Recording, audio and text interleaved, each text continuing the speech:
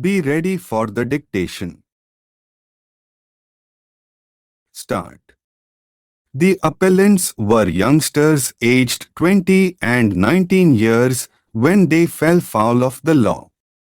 On 14th February 2003, at around 7:30 p.m., the appellants along with co-accused Gurpreet Singh approached the complainant PW1 to hire a taxi to go to a village. En route, when at their behest the car was stopped, Gurpreet Singh caught hold of the complainant and the appellant Jagdeep Singh took a dagger and inflicted 6 to 7 injuries on PW1's forehead. Appellant Lakhveer Singh inflicted 2 to 3 injuries on his abdomen and 1 injury on his neck using a knife.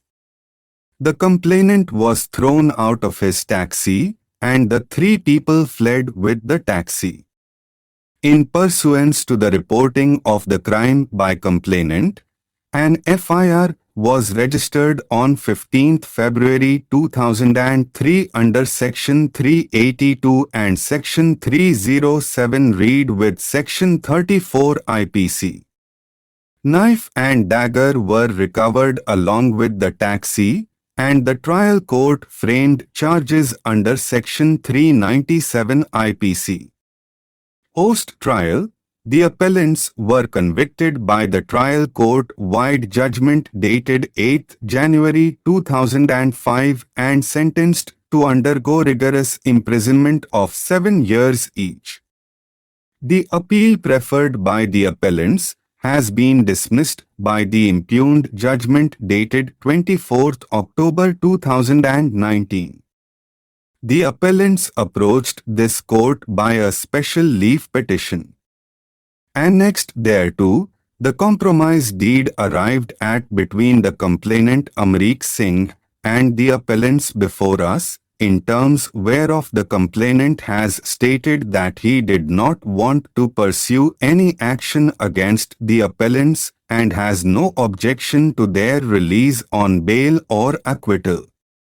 The appellants have already served about 50% of their sentence while in custody. On 3rd December 2020, this court, while recording the aforesaid plea, issued notice on the SLP and on the prayer for interim relief of bail while simultaneously impleading the complainant as the second respondent. On 18th December 2020, Counsel for the State and Respondent number 2 entered appearance and Counsel for Respondent number 2 confirmed that the dispute had been amicably resolved. However, Counsel for Respondent number 1 submitted that the minimum sentence provided by the statute under Section 397 is 7 years and the same cannot be reduced below that period. On this submission, learned counsel for the appellants sought benefit under the Probation of Offenders Act, 1958, hereinafter referred to as the Act. It is on the limited conspectus of the aforesaid aspect that on 11th January 2021, we granted leave and reserved the judgment upon conclusion of arguments and the parties having filed their respective synopses.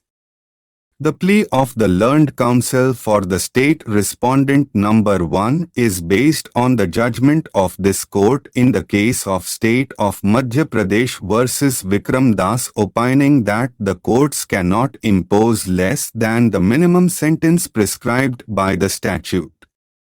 He thus seeks continuing detention of the appellants to serve out the remaining sentence. On the other hand, learned counsel for the appellants has sought the benefit under the said Act in view of the age of the appellants when the offence was committed.